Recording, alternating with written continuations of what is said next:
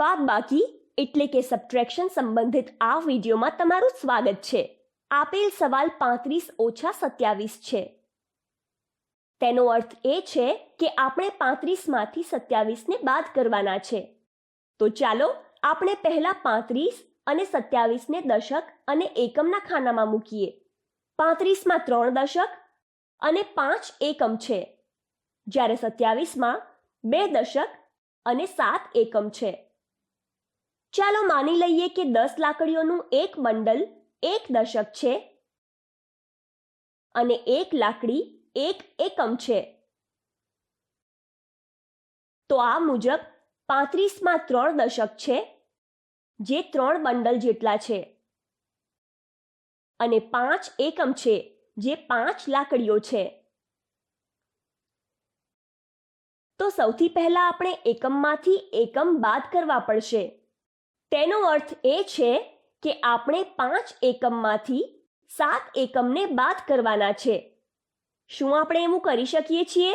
ના, આપણે એવું નથી કરી શકતા, અને આ જ કારણ છે કે આપણે દશકના ખાનામાંથી એકમને ઉછીના લેવા પડશે. તો ચાલો આપણે દશકના ખાનામાંથી એક દશક ઉધાર લઈએ અને તેને 10 એકમોના રૂપમાં એકમના ખાનામાં દર્શાવીએ. શા માટે?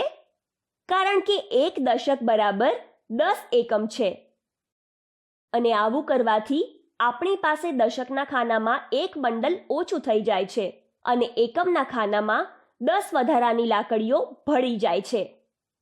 તો હવે આપણી પાસે કેટલા એકમ છે? આપણી પાસે 5 એકમ પહેલેથી જ હતા. તેમાં આપણે 10 બીજા એકમ ઉમેર્યા, તેથી હવે આપણી પાસે એકમના ખાનામાં 15 એકમ છે. તેમાંથી આપણે 7 એકમને ઘટાડવાના છે. શું આપણે 15 એકમમાંથી 7 એકમને ઘટાડી શકીએ છીએ? હા, આપણે આવું કરી શકીએ છીએ. તો કેટલા એકમ બાકી રહેશે? હવે આપણી પાસે 8 એકમ બાકી રહે છે. હવે આપણે દશકમાંથી દશકને બાદ કરીશું. અહીં 2 દશકમાંથી 2 દશકને બાદ કરવાના છે, તેથી એક પણ દશક વધશે નહીં. તેનો અર્થ એ છે કે 35 માંથી 27 બાદ કરવાથી 8 મળશે, એટલે કે 35 ઓછા 27 બરાબર 8 છે. હવે આપણે સમજી ગયા છીએ. તો ચાલો જોઈએ કે વાસ્તવિક સવાલને કેવી રીતે ઉકેલીશું.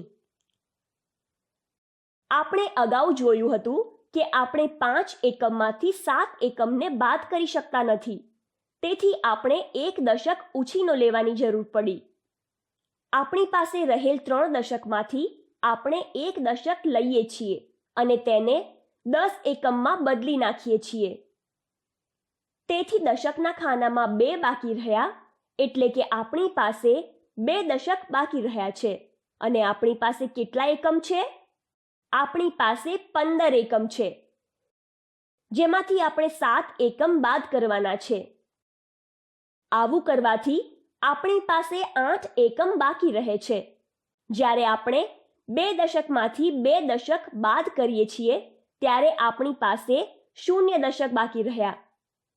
તેથી 35 ઓછા 27 બરાબર 8 છે. તો ચાલો આપણે બાદબાકીનો બીજો એક દાખલો જોઈએ. 403 ઓછા 36 બરાબર કેટલા થશે? શરૂઆત માટે આપણે પહેલા 403 અને 36 ને આપેલ 100, દશક અને એકમના ખાનામાં લખીશું. 403 માં 4 100, 0 દશક અને 3 એકમ છે, અને 36 માં 3 દશક અને 6 એકમ છે. હવે આપણે 403 લાકડીઓનો ઉપયોગ કરીને બંડલ અને બોક્સમાં 403 દર્શાવીએ. તો 403 માં 4 100 એટલે કે 4 બોક્સ, 0 દશક એટલે કે કોઈ બંડલ નહીં, અને 3 એકમ એટલે કે 3 લાકડીઓ છે, અને 36 માં 3 દશક અને 6 એકમ છે. એકમથી શરૂઆત કરીને આપણે 3 એકમમાંથી 6 એકમને બાદ કરવાના છે. આપણે જાણીએ છીએ કે આપણે આવું કરી શકતા નથી, તેથી આપણે શું કરવું જોઈએ? આપણે અગાઉના પ્રશ્નમાં કર્યું હતું એવું કરવું જોઈએ. આપણે દશકના ખાનામાંથી એકમને ઉછીના લેવા પડશે. પરંતુ દશકનું ખાનું તો ખાલી છે, તો હવે આપણે શું કરવું જોઈએ? આપણે દશકના ખાનાની આગળ જઈને 100ના ખાનામાંથી ઉછીનું લેવું પડશે. જો આપણે 100 ઉછીના લઈએ છીએ તો તે 100 વાસ્તવમાં 10 દશક જેટલા છે.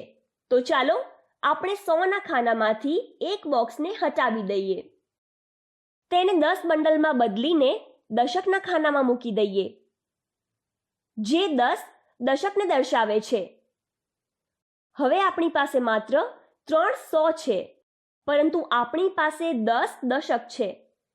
જો કે હવે આપણી પાસે 10 દશક છે, તેથી આપણે એક દશક ઉછીના લઈએ છીએ, જેથી આપણે એકમમાંથી એકમને બાદ કરી શકીએ. તેથી આપણે એક બંડલને કાઢી નાખીશું, જે એક દશક હોય છે, અને તેને 10 લાકડીઓમાં બદલી નાખીશું અને તેને એકમવાળા ખાનામાં મૂકી દઈશું. આવું એટલા માટે છે કે એક દશક બરાબર 10 એકમ છે. હવે આપણી પાસે કેટલા એકમ છે? આપણી પાસે 3 એકમ હતા, જેમાં આપણે બીજા 10 એકમ ભેગા કર્યા. તેથી આપણી પાસે 13 લાકડીઓ છે, જેમાંથી આપણે 6 એકમને બાદ કરવાના છે. હવે આપણી પાસે કેટલા એકમ બાકી રહ્યા? સાવ સાચું, 7 એકમ. ચાલો હવે આપણે દશકમાંથી દશકને બાદ કરીએ. આપણે અગાઉ જોયું હતું કે આપણી પાસે દશકના ખાનામાં 9 દશક બાકી રહ્યા હતા. શું આપણે 9 દશકમાંથી 3 દશકને બાદ કરી શકીએ છીએ? હા, આપણે આવું કરી શકીએ છીએ. અને હવે આપણી પાસે 6 દશક બાકી રહેશે. છેલ્લે 100માંથી 100 બાદ કરો. આપણી પાસે 300 છે, જેમાંથી આપણે કંઈ જ બાદ કરવાનું નથી. તો હવે આપણી પાસે કેટલા 100 બાકી રહ્યા? આપણી પાસે 300 બાકી રહ્યા છે. તેથી જવાબ શું થાય? આપણી પાસે 300, 6 દશક અને 7 એકમ છે. તો તેનાથી આપણને એ જાણવા મળે છે કે 403 ઓછા 36નો જવાબ 367 છે. આશા છે કે તમે સમજી ગયા હશો. તો ચાલો જોઈએ કે વાસ્તવિક સવાલને કેવી રીતે ઉકેલવો. આપેલ સવાલ 403 ઓછા 36 છે. એકમમાંથી એકમને બાદ કરવાની શરૂઆત કરીએ. આપણે અગાઉ જોયું કે આપણે 3 એકમમાંથી 6 એકમને બાદ કરી શકતા નથી, અને તેથી આપણે દશકના ખાનામાંથી ઉછીના લેવાની જરૂર છે. પરંતુ દશકના ખાનામાં તો 0 છે. તેથી આપણે આગળ જઈને 100ના ખાનામાંથી ઉછીના લેવાની જરૂર પડશે. આપણી પાસે 400 છે, જેમાંથી આપણે 100 ઉછીના લઈને તેને 10 દશકમાં બદલવા પડશે. તો તમે જોઈ શકો છો કે હવે આપણી પાસે 300 બાકી રહ્યા છે, પરંતુ આપણી પાસે 10 દશક છે. હવે આપણી પાસે ઉછીના લેવા માટે પર્યાપ્ત દશક છે. તો ચાલો આપણે દશકના ખાનામાંથી એક દશક ઉછીનો લઈએ અને તેને 10 એકમમાં બદલી નાખીએ. આપણી પાસે 9 દશક બાકી રહ્યા છે અને આપણને બીજા 10 એકમ મળ્યા છે. તેથી હવે આપણી પાસે 13 એકમ છે. આપણે સરળતાથી 13 એકમમાંથી 6 એકમને બાદ કરી શકીએ છીએ. તો આપણી પાસે કેટલા એકમ બાકી રહ્યા? આપણી પાસે હવે 7 એકમ બાકી રહ્યા. હવે આપણે દશકમાંથી દશકને બાદ કરવાના છે. તમે જોઈ શકો છો કે આપણે 9 દશકમાંથી 3 દશકને બાદ કરવાના છે, અને તેનો જવાબ 6 દશક છે. હવે ચાલો 100ના ખાનામાં બાદબાકી કરીએ. આપણી પાસે 300માંથી બાદ કરવા માટે બીજા કોઈ 100 નથી. તેથી આપણી પાસે 300 બાકી રહે છે. તો આપણે જોયું કે 403 ઓછા 36 બરાબર કેટલા થાય છે? 367.